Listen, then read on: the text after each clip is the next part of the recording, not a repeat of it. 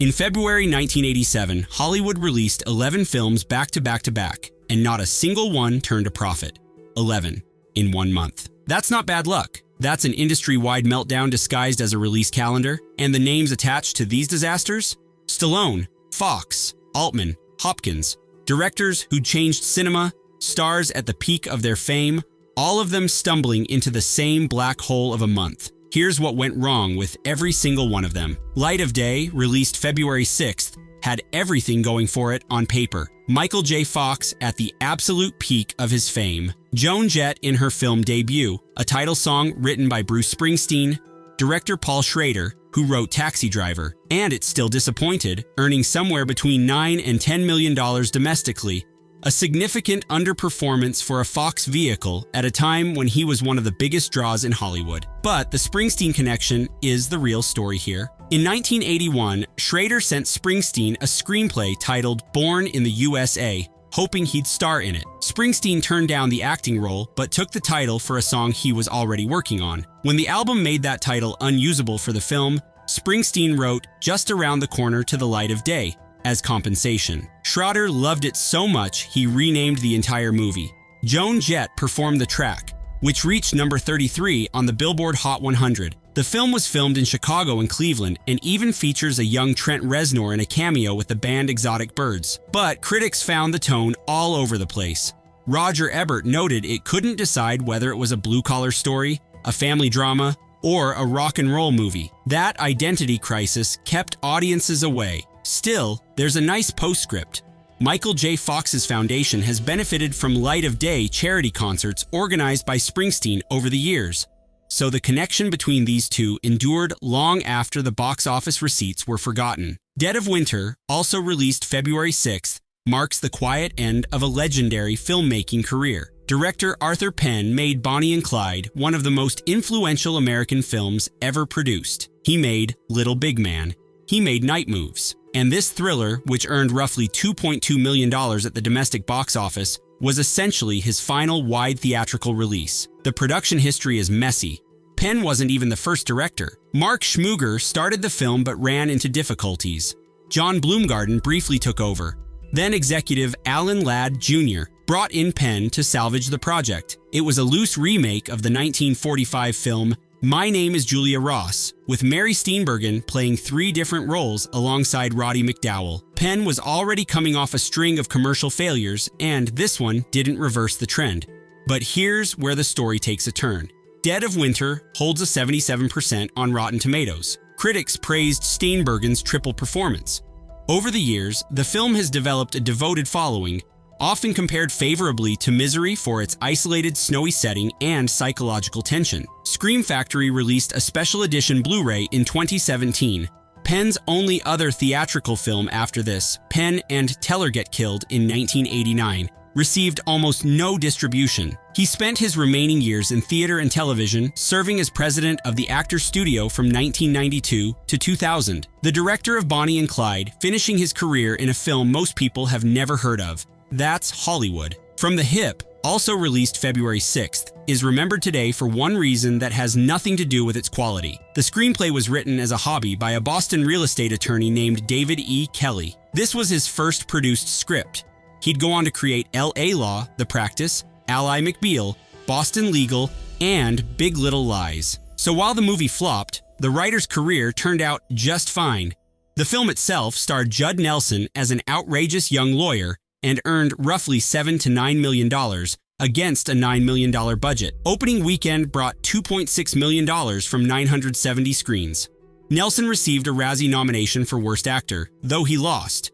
Gene Siskel gave it 0 stars. The LA Times called it such an embarrassingly lame comedy that you could easily imagine some mischievous attorney filing suit for defamation of the entire profession. That's a scorching review. Director Bob Clark is a fascinating figure here. He directed A Christmas Story, one of the most beloved holiday films ever made. He also directed Porky's and Black Christmas. He's one of only 2 directors in history to have films on both Roger Ebert's great movies and most hated lists, which honestly tells you everything about the range and inconsistency of his career. From the Hip sits firmly on the wrong side of that divide, but it gave David E. Kelly a career. So, at least there's that. The Good Father, released February 11th, is proof that critical acclaim means nothing without distribution. Anthony Hopkins delivered what many scholars consider one of the finest performances of his pre-Silence of the Lambs career. Roger Ebert gave it 3.5 out of 4 stars. Vincent Canby praised Hopkins as an actor wired with enough explosives to wipe out half of London. And almost nobody in America saw it. The film's widest release was 17 theaters. 17. Its total domestic gross was $421,201. Opening weekend brought in $20,361 from just 2 screens. This was a British production made for Channel 4 with a screenplay by Christopher Hampton, who would later win an Oscar for Dangerous Liaisons. The cast included a young Jim Broadbent and Stephen Fry in what was his first credited film role. All that talent funneled through tiny distributor Skouras Pictures into a release so limited it barely qualified as theatrical. But here's the thing, this film holds an 80% on Rotten Tomatoes. It's genuinely good. Film historians describe it as the best Anthony Hopkins performance you've never heard of. The problem was never quality. The problem was that a small British drama about a bitter divorce had no path to American multiplexes in February 1987. It was the wrong film in the wrong country at the wrong time. And $421,000 was all it had to show for it. 84 Charing Cross Road, released February 13th, is a film that exists in a strange space between critical success and commercial irrelevance. Anne Bancroft stars alongside Anthony Hopkins in an epistolary drama about a New York book lover's decades-long correspondence with a London bookseller. It holds an 85% on Rotten Tomatoes. Bancroft won the BAFTA for Best Actress.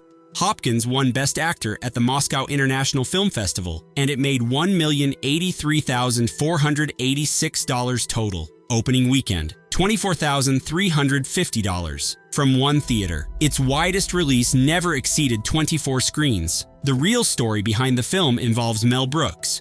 He purchased the rights to Helene Hanf's memoir as an anniversary gift for his wife, Anne Bancroft. Hugh Whitemore expanded the 2-person stage play into a full screenplay, adding characters including Judi Dench as the bookseller's wife. Dench has said publicly this is one of her favorite films. The problem wasn't the movie. The problem was asking mainstream American audiences to sit through a quiet literary drama about letters between continents in the same month Platoon was dominating screens. The budget remains unconfirmed, but with a cast this accomplished and a limited release strategy, losses were likely modest. Among book lovers, 84 Charing Cross Road has become a genuine cult classic. But in February 1987, it was invisible. And then there's Over the Top, also released February 13th, the crown jewel of February 1987's failures. Sylvester Stallone was paid $12 million to star in this film. At the time, that was the highest salary ever paid to a movie star. Period. The total budget was $25 million. The domestic gross was $16 million. Stallone's paycheck alone was worth more than the film earned in every theater in America combined. Let that sink in for a second. The concept is beautifully absurd. Stallone plays a long-haul trucker trying to reconnect with his estranged son while competing in a professional arm wrestling tournament. They essentially tried to do the Rocky formula with arm wrestling instead of boxing. Menahem Golan of Cannon Films directed. Giorgio Moroder produced a soundtrack featuring Kenny Loggins, Sammy Hagar, and Eddie Money. They even created a real over-the-top arm wrestling tournament to promote the release. The commitment to the premise was total, and the fallout was massive. The film was produced by Cannon Group, which had already lost $60 million the previous year and required a $75 million emergency bailout from Warner Brothers. Over the Top was one of 4 big budget flops that destroyed the company entirely. By 1988, Cannon faced bankruptcy. Meanwhile, co-star David Mendenhall, who was just a kid, won 2 Golden Raspberry Awards, Worst Supporting Actor and Worst New Star. Making a child one of the ceremony's most decorated winners is honestly uncomfortable, no matter how you look at it. But here's what nobody expected. Over the Top has become a cult classic. The same qualities that made critics dismiss it in 1987, the over-the-top sincerity, the ridiculous premise, the peak 80s excess, are exactly what makes audiences love it today. Stallone himself reflected on it years later, saying he would have made it less glossy and not used a never-ending stream of rock songs. He went through a career slump after this that lasted until Cliffhanger in 1993. 6 years in the wilderness, all because he thought arm wrestling could be the next boxing.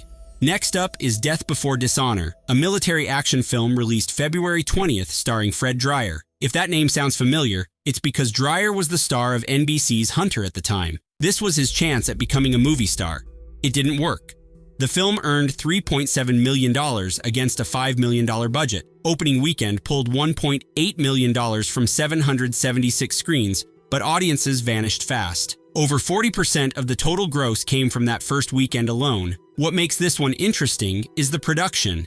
It was originally set to film in Yugoslavia, but producer Lawrence Kubik reportedly received a threatening phone call and moved the entire production to Israel. The film was directed by Terry J. Leonard, a legendary stunt coordinator making his first and only feature, and the reviews were rough.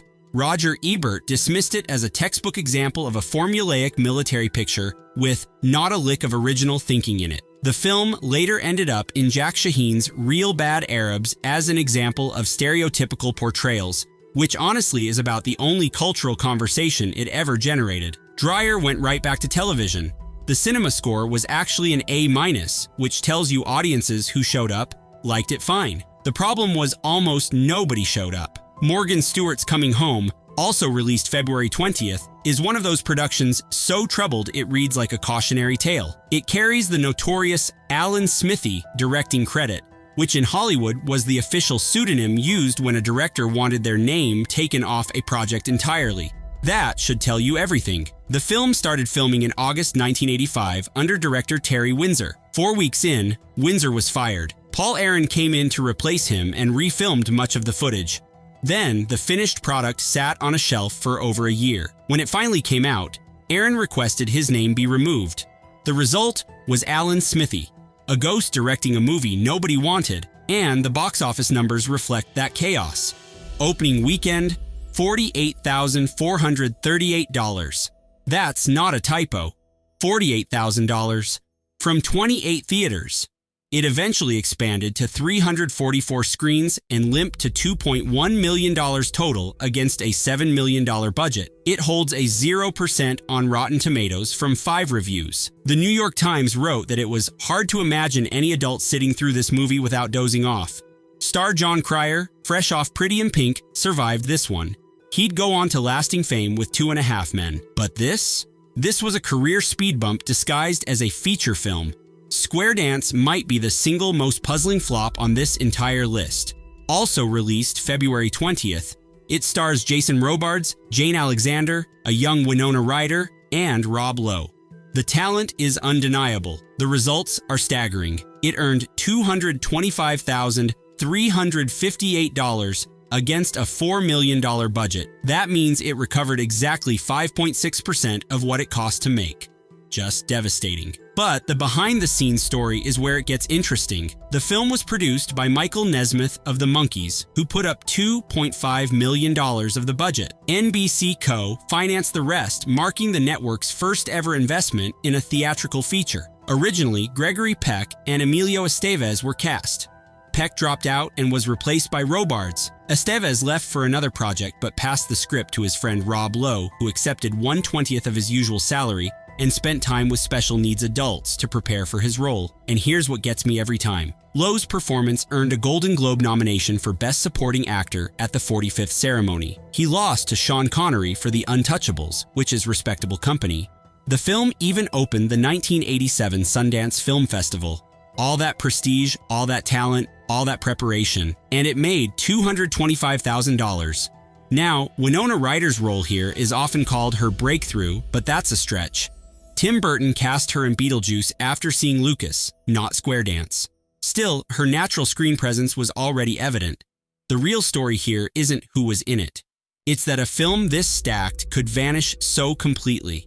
Beyond Therapy, released February 27th, represents one of the lowest points in Robert Altman's legendary career. And for a filmmaker who made MASH in Nashville, that's saying something. The film earned $790,000 total against a $3.5 million budget. It opened to $286,840 and carries a 17% on Rotten Tomatoes. The production was troubled from the start.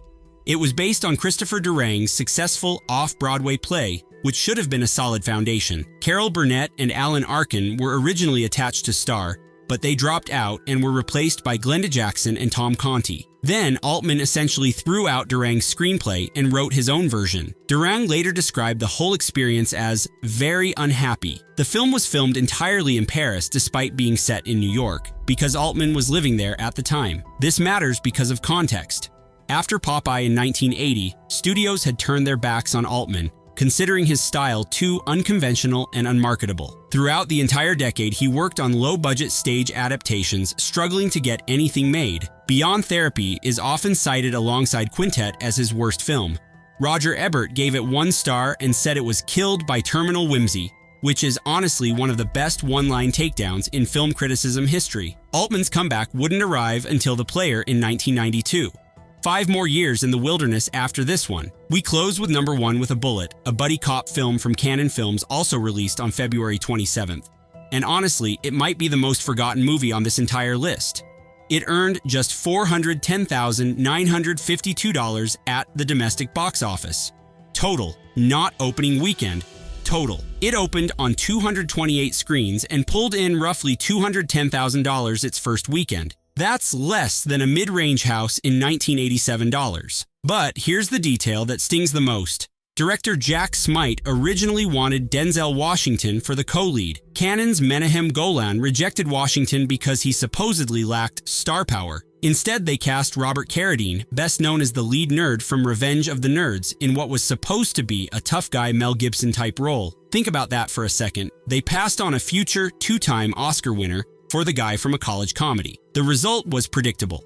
Carradine and Billy D. Williams had what critics described as zero on-screen chemistry. Director Smite himself later admitted the film never saw the light of day. And here's the real kicker. It came out exactly 1 week before Lethal Weapon redefined the entire buddy cop genre. So, even if number 1 with a Bullet had been decent, it was walking straight into a buzzsaw. But it wasn't decent. And Cannon Films was already hemorrhaging money. This was just another drop in a very expensive bucket. February 1987 produced 11 commercial failures in a row, while Platoon, which cost just $6 million, earned nearly $50 million that same month on its way to Best Picture. The lesson was simple, but the industry kept forgetting it. The right story told, well, always beat star power, and big budgets aimed at the wrong idea. Some of these films deserved better. Some deserved exactly what they got, and a few of them, decades later, found the audiences that 1987 never gave them.